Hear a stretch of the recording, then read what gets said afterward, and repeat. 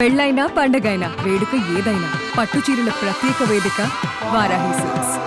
మీరు సడన్గా బీజేపీలోకి చేరేంత వరకు కూడా మీరు రాజీనామా చేస్తున్నట్టు ఎవరికి తెలియదు. బీజేపీ నేతలతో ముందుగా మాట్లాడుకున్నారా మీరు? సార్ బీజేపీ నేతలతో జస్ట్ ఒక 15-20 రోజుల ముందు నుంచి మాట్లాడుకున్నా. ఇది రాష్ట్ర స్థాయా కేంద్ర స్థాయా? కేంద్ర స్థాయి కాదు సార్, రాష్ట్ర స్థాయి కాదు సార్, సంఘ్ నుంచి వచ్చా. సంఘ్ యొక్క పాలసీస్తో పాటు ముఖ్యంగా నరేంద్ర మోడీ గారు, అమిత్ షా గారు తీసుకుంటున్న విధానపరమైన నిర్ణయాలు. సరే, అది తర్వాత నేనే అట్లా కాదండి. అంటే మీరు ఎంట్రీకి మీరు వైఎస్ఆర్సీపీలో చాలా ప్రధానమైనటువంటి పాత్ర పోషించారు, చాలా మీరు కనపడతా వచ్చారు, అంటే ఫోర్ ఫ్రంట్లో ఉండేవాళ్ళు. మిమ్మల్ని తీసుకోవడానికి బీజేపీలో పురంధరేశ్వరి గారు ఒప్పుకున్నారా, లేకపోతే ఎవరైనా ఒప్పించారు? సార్, పురంధేశ్వరి గారు, సత్యకుమార్ గారి ఆధ్వర్యంలో నేను పార్టీలోకి రావడం జరిగింది. దానికన్నా ముందే సంఘ్ పెద్దలను కలవడం జరిగింది. ఓకే. నేను ఎటువంటి డిజిగ్నేషన్ కోరుకోలే. ముఖ్యంగా నేను పార్టీ మారడానికి చెప్పిన కారణం, ఏ పార్టీలో అయితే నేను ఉన్నానో ఆ పార్టీలో కూర్చొని కూటమిని నేను తిట్టడానికి ఇష్టపడక పార్టీని వదులుకుంటున్నా అని చెప్పా. ఒక నేషనల్ స్పోక్స్ పర్సన్గా ఉన్న నాకు నేషనల్ లెవెల్లో బీజేపీ తీసుకుంటున్న పాలసీల గురించి ప్రచారం చేసే అవకాశం కల్పించమని అడిగా. ముఖ్యంగా హిందీ బెల్ట్ ఏమన్నారు? నేను చెప్పిందంతా విన్న తర్వాత ఏదైతే నేషనల్ లెవెల్లో ఎక్కడైనా హిందీ బెల్ట్ కైనా పంపించి, ఏదైతే ఆర్టికల్ 370 లేకపోతే వక్ బోర్డు బిల్లు లేకపోతే కామన్ సివిల్ అంటే స్టేట్ పాలిటిక్స్ వదిలేసి మీరు వేరే చోట నార్త్ ఇండియాకి వెళ్ళిపోవాలనే కోరుకున్నా. నేను ఇప్పుడు కూడా అదే అసైన్మెంట్లో అడుగుతున్నా.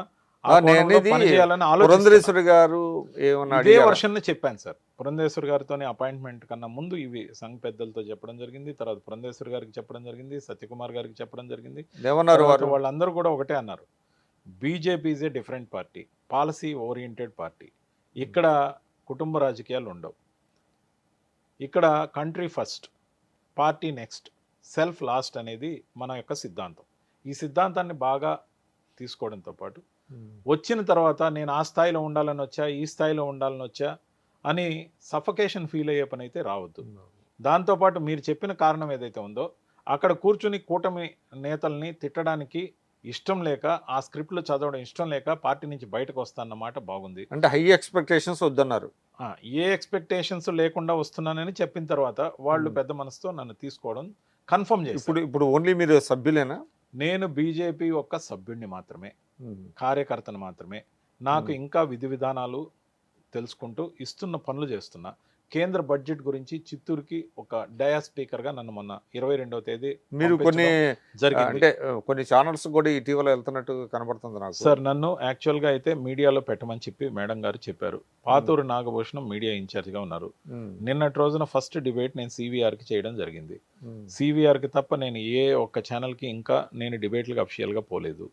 సో సివిఆర్కి పోయే ముందు కూడా మేడం గారు చెప్పినప్పటికీ పాతూరు నాగభూషణం గారు మీడియా ఇన్ఛార్జ్గా ఉన్న సందర్భంలో నిన్న సాయంత్రం ఫోన్ చేసి ఈ విధంగా నన్ను పిలిచారు, వెళ్ళొచ్చా అని అడిగితే వెళ్ళమని చెప్పారు. వెళ్ళమని చెప్పిన తర్వాత పర్మిషన్తోనే వెళ్ళా.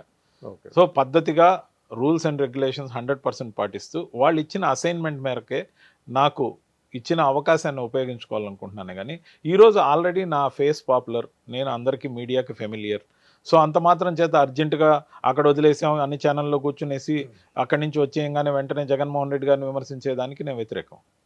నాకు జగన్మోహన్ రెడ్డి గారితో వచ్చిన ప్రాబ్లం లేదు. ఈ కోణంలో కొన్ని ఇంటర్వ్యూలు ఏదైతే ఇదే విధంగా యూట్యూబ్కి ఇస్తున్నప్పుడు నన్ను జగన్ గారు కోవర్ట్గా కూడా కొందరు సోషల్ మీడియాలో పెడుతున్నారు. కానీ నేను అనేది ఒక్కటే, నేను ఏ జెండా పట్టానో.